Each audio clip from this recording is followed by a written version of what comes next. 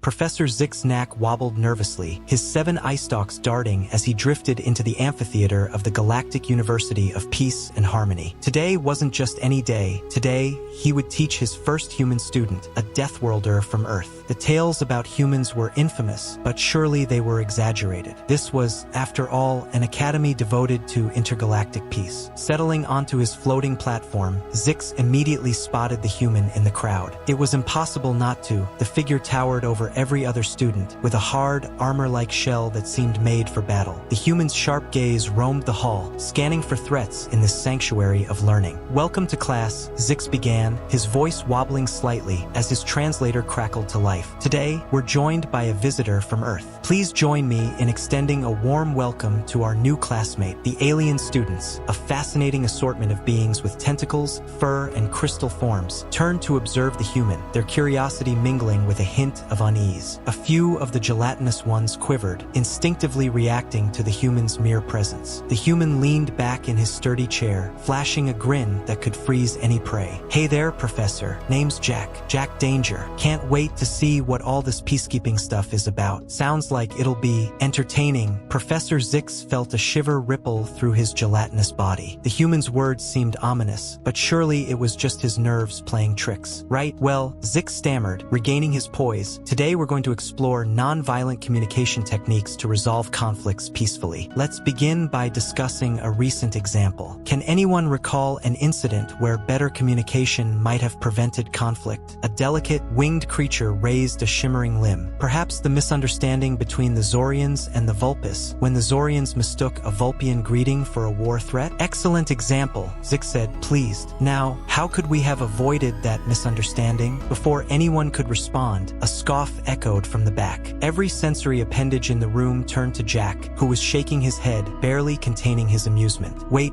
he said, chuckling. "You're telling me that a handshake nearly sparked a war, and your big idea is to talk it out?" A ripple of tension spread through the room as Zix tried to maintain his composure. "Yes, Jack. Open communication and understanding other cultures are essential to preventing conflicts." Jack's grin grew wider, revealing far too many teeth for anyone's comfort. "Oh, sure," Jack said, his tone dripping with sarcasm. "And if someone's got you in their crosshairs, you just offer them tea and cookies?" Professor Zix's eye stalks quivered uneasily. "Violence, Mr. Danger, is never a solution. In fact, studies confirm that 99.8% of all galactic disputes can be peacefully resolved." Jack leaned forward, his eyes glinting with a challenging gleam. "Yeah, and what about that last 0.2%? What do you do when someone out there couldn't care less about your diplomatic speeches and fancy cultural know-how?" A collective gasp echoed across the room. A delicate crystal student even developed a hairline fracture from the shock of Jack's blunt tone. Professor Zix steadied himself, voice firm.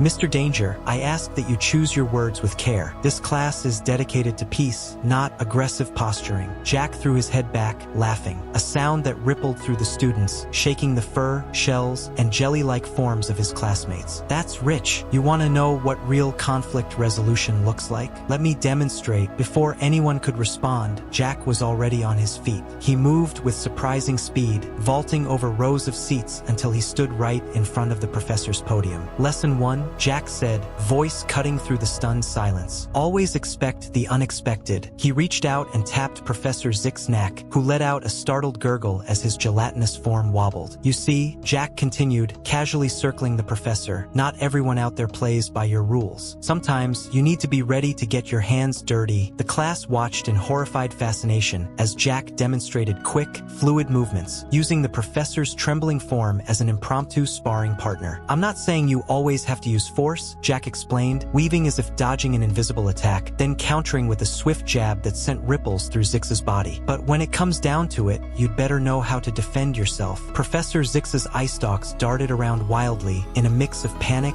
and indignation. "Mr. Danger, I demand you stop this display at once." Jack halted mid-move, arching an eyebrow at the professor. "Oh, and how exactly are you going to stop me?" With a well-phrased argument, his words hung in the air, pressing against the very ideals of the Galactic University of Peace and Harmony. For a beat, the hall was silent save for the nervous sloshing of Professor Zix's form. Then, something unexpected happened. A small, fur-covered creature in the front row rose, its tiny paws clenched into what could generously be considered fists. guests. I object to this display of hostility," squeaked a small, furry creature, its voice barely carrying through the silence of the lecture hall. Jack turned, his intense grin easing as he regarded the tiny, courageous, if perhaps reckless, student. Well, looks like we have ourselves a volunteer," Jack said. "Come on up here, little guy. Let's see what you've got." The furry alien hesitated briefly, then scurried to the front of the classroom, standing firm despite a visible tremor as the human loomed overhead. "All right, Fluff." Jack crouched down to meet the creature's eye level, his tone amused. "You don't like my little display? What are you gonna do about it?" The tiny alien puffed up its fur, trying to appear larger. Then, with a sudden squeal, it launched itself at Jack in what was perhaps the galaxy's most endearing attempt at a battle cry. It bounced harmlessly off Jack's chest, tumbled across the floor, and managed to right itself in a stance that looked more like an awkward stretch than a fighting pose. Jack, playing along, clutched his chest as if gravely wounded, stumbling back theatrically. "Oh no!" he exclaimed, voice dripping with exaggerated defeat. "The fierce warrior has conquered me. However shall I recover?" Encouraged by Jack's reaction, the tiny creature charged again, only for Jack to catch it midair, holding it at arm's length as it wriggled and swiped its tiny limbs in futility. "Not bad, furball," Jack chuckled. "You've got guts, I'll give you that, but guts alone won't help when the plasma bolts start flying." He set the creature back down gently and turned to the rest of the class. "See, class? Our friend here did the right thing. Faced with a threat, it didn't just stand there, it took action. Not exactly effective action, but it's a start." Professor Zixnack, who had been watching the entire spectacle with a blend of horror and curiosity, finally regained his voice. "Mr. Danger, I must object. This is not part of the curriculum as approved by the Galactic Council of Education." Jack sighed, rolling his eyes. "Of course it isn't. Your approved curriculum would get these kids vaporized the moment they ran into someone who couldn't care less about peace talks." He turned back to the students, his expression shifting to a more serious tone. "Listen up, because this might just keep you alive out there. The galaxy is huge, unpredictable, and not everyone's interested in singing peace songs and holding hands. Sometimes you'll have to stand your ground." A student in the back raised a nervous tentacle. "But isn't diplomacy still our best option? Surely we can solve most problems through peaceful means." Jack nodded, surprising the class. "You're right about that, Squiddo. Diplomacy matters," Jack said. "It's probably the single most valuable tool you've got. But don't fool yourselves into thinking it's the only one." He began pacing the front of the room, his voice carrying the weight of a veteran sharing hard-won knowledge. "You want peace? Great. Fight for it if you have to. But never assume everyone else wants it too." The students listened, captivated despite their initial skepticism. Even Professor Zixnack found himself drawn in, his earlier outrage softening into reluctant curiosity. "Now," Jack continued, cracking his knuckles in a way that made several students flinch, "who wants to learn how to throw a decent punch?" What followed could only be described as the most unconventional lesson in the history of the Galactic University of Peace and Harmony. Jack, with a mix of humor, sarcasm, and surprisingly effective methods, led the alien students through the basics of self-defense. The furry creature who had stood up to Jack turned out to have quick reflexes and a natural knack for dodging. The tentacled student discovered that its extra limbs gave it a unique advantage in grappling, while the crystalline beings, once they overcame their fear of breaking, realized their hard edges could serve as an excellent defense. Throughout the lesson, Jack interspersed his teachings with real-world examples and sharp remarks on galactic politics. "You see," he said, demonstrating a swift evasive maneuver, "the issue with a purely peaceful approach is that it assumes everyone else follows the same rules. But let me tell you, out there, plenty of unsavory types view nonviolence as weakness. And weakness? That's an open invitation to conquer." He helped a gelatinous student reassemble itself after an overly ambitious attempt at a spin kick. "Take the Carrick Empire, for instance. Bunch of warmongering lizards with more teeth than they have wits. You think they're gonna have a friendly sit-down when they've got their sights on your planet? Not a chance." At last, Professor Zixnack, who had been observing with a mix of shock and fascination, found the nerve to speak up. "Mr. Danger, aren't you exaggerating the threat?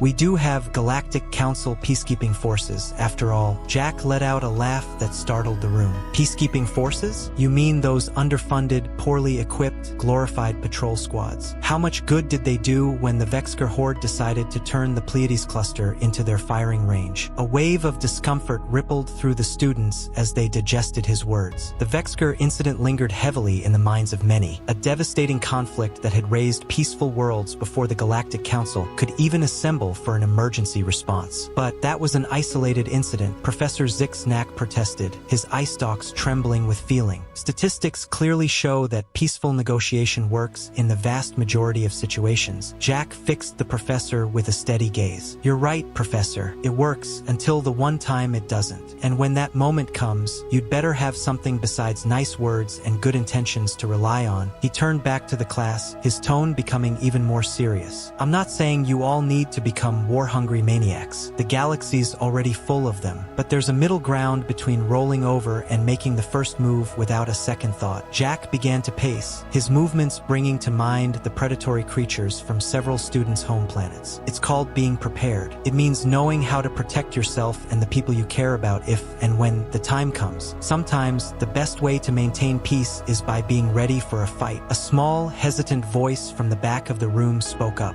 It was the crystal student who had cracked earlier. But isn't that just paranoia? Always expecting the worst. Jack's expression softened. It's not about fear, Sparkles. It's about respect. Respect for the reality of the galaxy we live in, and respect for yourself. Because, believe me, there's nothing more formidable than someone who's prepared for anything. He clapped his hands together, the sharp sound ringing through the hall. Now, who wants to learn how to disarm a plasma pistol? What followed was an intense crash course in basic self-defense, makeshift weaponry, and tactical awareness. Jack proved to be an unexpectedly effective teacher. When he wasn't actively intimidating his students, he had a gift for breaking down complex maneuvers into easy steps, and his energetic commentary held the attention of even the most pacifist students. Remember, class, he said, demonstrating a rather alarming joint lock on a wary Professor Zixnack. The goal isn't to go looking for trouble. It's to be ready when trouble finds you. As the lesson continued, something surprising happened. The students, many of whom had never even raised their voices before, began to show genuine interest in what Jack was teaching. The small furry creature who'd initially challenged him was now leading a group practice in evasive techniques. The tentacled student had organized a study group to dive deeper into multi-limbed grappling strategies. Even Professor Zixnack, despite his earlier objections, found himself reluctantly impressed by Jack's expertise and teaching style. I must concede, Mr. Danger, he remarked during a brief pause from his role as demonstration subject. Your approach is unconventional, but I can't deny its effectiveness. Jack grinned, giving the gelatinous professor a hearty pat on what might generously be considered his back. See, Professor, you're getting it. It's not about choosing violence over peace. It's about having options. As the class drew to a close, Jack called everyone's attention for one last lesson. All right, my endearing group of pacifists, he said, his voice cutting through the lively murmurs. Pop quiz. What's the most important thing you've learned today? Answers poured in enthusiastically. How to punch without hurting myself. Situational awareness. That my crystalline body makes great armor. That even small, fluffy creatures can be fierce fighters. Jack raised a hand, bringing the excited voices to a hush. All good answers, but not quite what I had in mind. Any other guesses? Silence fell briefly, and then a soft voice spoke up from the back. It was the crystal student who had earlier questioned Jack's methods. Is it that true peace comes from strength? Jack broke into a broad grin. Give the shiny one a prize. That's exactly it. True peace isn't about being weak or passive. He glanced at Professor Zixnack, adding with a grin, no offense, Professor. The professor merely burbled in weary acceptance, too exhausted to respond with anything more. True peace, Jack continued, comes from strength. Not just physical strength, though that certainly helps, he said, flexing dramatically, prompting a few students to gasp in admiration. It's also mental strength, emotional resilience, and the courage to stand up for what's right, even when it's tough. He resumed pacing, his tone taking on a more serious edge. The galaxy's a massive, wild place, and let me tell you, there are plenty of beings out there who see nonviolence as an open invitation. But when you're strong, when you're prepared, those bullies don't seem so intimidating anymore. The small, furry creature who'd first challenged Jack raised a tiny paw. But Mr. Danger, doesn't that just keep the cycle of violence going? If everyone's getting ready for war, doesn't that make war more likely? Jack gave an approving nod. Great question, Fuzz, and you're not entirely wrong. But here's the difference. There's a big gap between being ready for a fight and wanting one. He gestured to the room. Look at yourselves. A few hours ago, most of you wouldn't have known which end of a plasma pistol to point at a threat. Now, you're not exactly the Terran Marines, but you have a fighting chance. And more importantly, you've got the confidence that comes with knowing you can defend yourselves if needed. The crystal student who had cracked earlier raised a sparkling limb. I think I get it now, the crystal student student said thoughtfully. It's like having a strong immune system. You're not out there looking to get sick, but if something attacks, you're ready to fight it off. Exactly, Jack exclaimed, grinning. You're getting it, Sparkles. And believe me, nothing scares off a bully faster than knowing their victim might just give them a run for their money. Professor Zixnack, who had finally reformed into something resembling his usual shape, cleared his throat, or whatever passed for one in his gelatinous anatomy. While I cannot entirely endorse today's rather,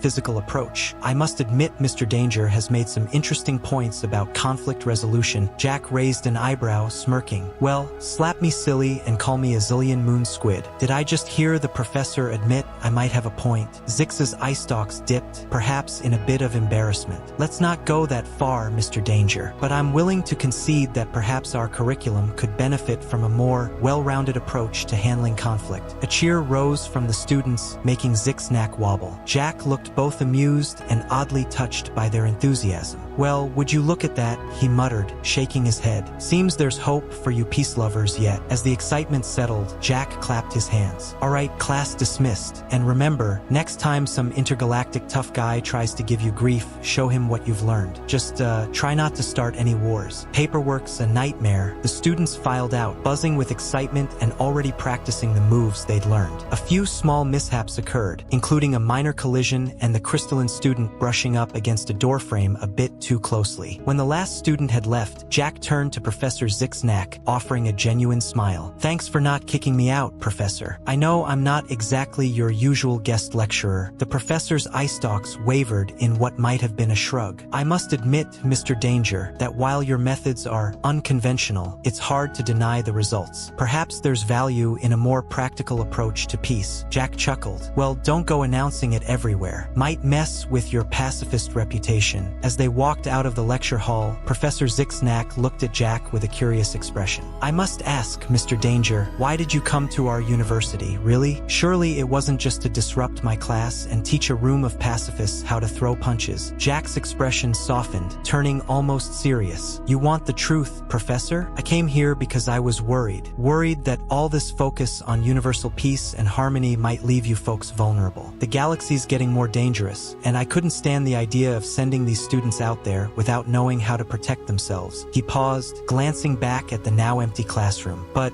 I think I learned something too. Maybe there's more to this peace thing than I gave it credit for. Don't get me wrong, I still think being ready to defend yourself is essential. But maybe there's a balance, a way to be strong without losing sight of what you're trying to protect. Professor Zixnack stayed silent, his eye stalks swaying slightly as he absorbed Jack's words. Finally, he replied, Perhaps, Mr. Danger, we've both learned something today. Would you consider coming back for another lecture? Perhaps we could create a more balanced curriculum together. Jack broke into a wide grin. Well, slap me silly and call me a zillion moon squid. I thought you'd never ask, Professor. But heads up, next time, I'm bringing paintball guns. Nothing sharpens situational awareness like dodging neon splatters. As they left the lecture hall side by side, a massive human alongside a wobbly, gelatinous alien, it was easy to imagine the galaxy's future shifting ever so slightly. A future where peace wasn't just an ideal, but a reality worth defending. Somewhere, in the vast expanse of the cosmos, the universe itself might have chuckled at the strange beauty of it all. Epilogue. 6 months later, the Galactic University of Peace and Harmony introduced a groundbreaking new course, Practical Pacifism, Defending Peace in a Hostile Universe, co-taught by Professor Zixnack and one Jack Danger. It quickly became the university's most popular course. Graduates left with not only a deep understanding of diplomacy and conflict resolution, but also the skills and confidence to protect their ideals if ever challenged. In the following years, a notable drop in intergalactic incidents involving alumni of the university seemed, to some, more than coincidence. As for Jack, he found himself spending more time at the university than he'd anticipated. Teaching these idealistic aliens to stand up for their values had a satisfaction all its own. Of course, he never quite lost his flair. Students quickly learned to watch out for his spontaneous combat drills, which could happen at any time, anywhere. The cafeteria incident involving 3 rubber chickens, a vat of purple jello, and what Jack assured them was a harmless plasma grenade became legendary. But behind the drills, the sarcasm, and the occasional explosion, there was a genuine respect growing. The pacifists began to see the value in strength, and the Deathworlder grew to appreciate the resilience of peace. And so, in a small corner of a vast and often dangerous galaxy, an unlikely alliance formed, one one that might just reshape the course of intergalactic history, or,